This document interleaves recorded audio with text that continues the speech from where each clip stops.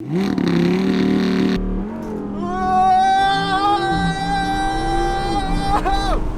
Jesus Christ!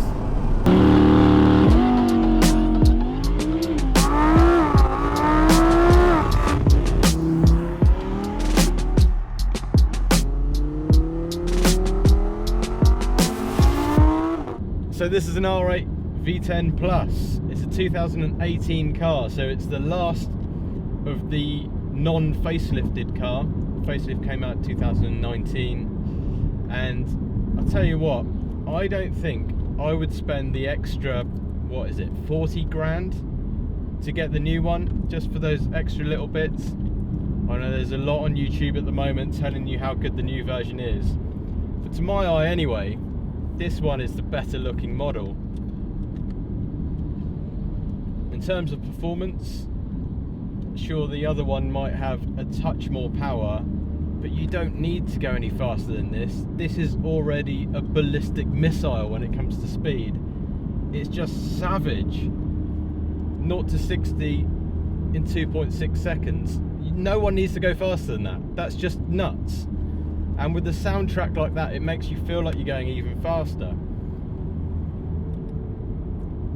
Yet, it's just such an easy supercar to live with. When you have it in, okay, so let's go comfort mode, exhaust noise off, we're in 7th gear, going down a country lane at 40 miles an hour, and it's so quiet, so comfortable, so refined, so easy to get along with. But you press a few buttons and it turns into its sister, the Lamborghini Huracan. So it's everything you could ever want when it comes to a supercar. Okay, so being a modern Audi, you obviously get the virtual cockpit, and it's so intuitive and so easy to use. An amazing display. You can have the full map, you can have different dials, you can have a rev counter in the middle and power and torque displays on the outside, which I have. I think that's the best setting in my opinion. Everything's on the steering wheel, a bit like you get with a Ferrari these days, but it's just laid out in a nicer way somehow. It's just very ergonomic. The way you hold and interact with all the buttons on the wheel is so easy to get along with. You've still got the indicator stalks and the wiper stalks are separate from the wheel, but apart from that, spot on. My only criticism with it, and it's only a small one, and it doesn't just go for the R8, it goes for pretty much any German car, is that the paddles are too small. Why are they little plastic paddles? I want the big carbon fibre or aluminium big paddles like you get on an Italian supercar. Apart from that, the driving position, they've absolutely nailed it. The seats are great. The sport seats, you can get an optional sport seat, and they're uncomfortable. They're for any sort of distance, they're uncomfortable, but these are spot on. The cabin is really nice. I mean, it's an Audi. They know how to finish an interior. They do it across all their models, and they do a stellar job. And in here, it's no different. It's just so well put together, well thought out. Space, okay, so cubby holes and things, there aren't many, but I mean, what do you expect? Look at the sort of car it is. Apart from that, it's really, really well finished. Loads of matte carbon all around the instrument binnacles and the vents and the center console. It's just really, really, really nicely finished. Nothing too much, but everything that you need.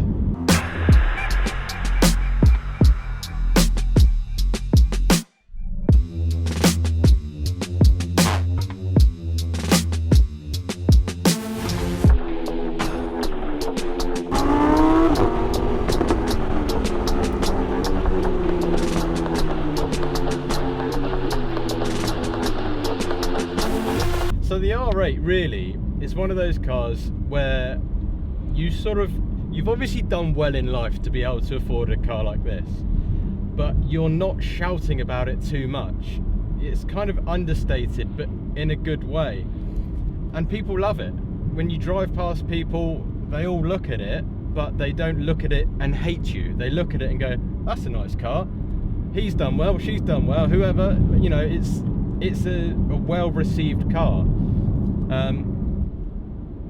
And it's just a really nice, it's a nice statement. And you can see everyone's adoring glances out of the windows, since there's such great visibility around the car. It's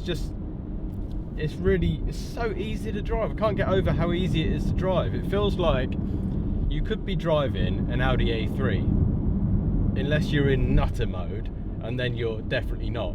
But when you're in cruising comfort mode and it's just pottering about with the exhaust valves closed, you could just be in an Audi A3. And that might not seem appealing to some, but if you're using it every day, it's important to be able to relax every now and again when you're driving a car. And this can do both. So this particular car is for sale. It's at Premier Sports Solutions in Bournemouth. It's currently up for £112,000, which is a massive saving over list. It's only done 1,500 miles, and it's what, 4 months old, 5 months old. So yeah, I mean, save yourself the 30-40 grand you would just be losing by buying a new one. Get yourself one of these. You won't regret it.